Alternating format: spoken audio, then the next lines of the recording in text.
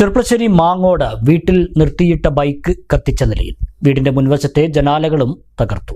മാങ്ങോട് പടിഞ്ഞാറ് വീട്ടിൽ നിതീഷിന്റെ ഹോണ്ട ഷൈൻ ബൈക്കാണ് കത്തിച്ചത്. വ്യാഴാഴ്ച പുലർച്ചെ 2:15 സംഭവം. ഉറക്കത്തിലായിരുന്ന നിതീഷ് ജനാല തകർന്ന ശബ്ദം കേട്ടെത്തിയപ്പോഴാണ് നിർത്തിയിട്ടിരുന്ന ബൈക്ക് കത്തുന്നത് കണ്ടത്. ഉടൻ തന്നെ പരിചയക്കാരെയും പോലീസിനെയും ബന്ധപ്പെടുകയായിരുന്നു. നാട്ടുകാരും പോലീസും എത്തിയാണ് 2:45 തീയണച്ചത്. ബൈക്ക് പൂർണ്ണമായും കത്തിനശിച്ചു. വീടിന്റെ മുൻവശത്തെ ജനൽ ചില്ലുകൾ വടിയുപയോഗിച്ച് തകർത്ത നിലയിലാണ്. സംഭവ സമയത്ത് നിതീഷും അമ്മയും അമ്മാവനുമാണ് വീട്ടിലുണ്ടായിരുന്നത്. നിതീഷ് ചെർപ്പളശ്ശേരി പോലീസിൽ പരാതി നൽകിയിട്ടുണ്ട്. KSFE ചെർപ്പളശ്ശേരി ബ്രാഞ്ചിലെ ഏജന്റാണ് നിതീഷ്. മാങ്ങോട് ക്ഷേത്രത്തിലെ പടിഞ്ഞാറൻ വേലപ്പൂരാഘോഷ കമ്മിറ്റി വൈസ് പ്രസിഡന്റാണ്. തന്നോട് ആർക്കും വൈരാഗ്യമുള്ളതായി അറിവില്ലെന്ന് നിതീഷ് പറഞ്ഞു. രാത്രി ഒരു 2 മണിക്ക് ശേഷമാണ് സംഭവം ഉണ്ടായിരുന്നത്. 2-2:15 ശേഷം ആദ്യം അത് കത്തിക്കുകയാണ് ചെയ്തെന്ന് തോന്നുന്നു. അതിനുശേഷം 2 ജനലും വടിയും കൊണ്ട് അടിച്ച് പൊട്ടിക്കുകയാണ് ചെയ്തിരിക്കുന്നത്.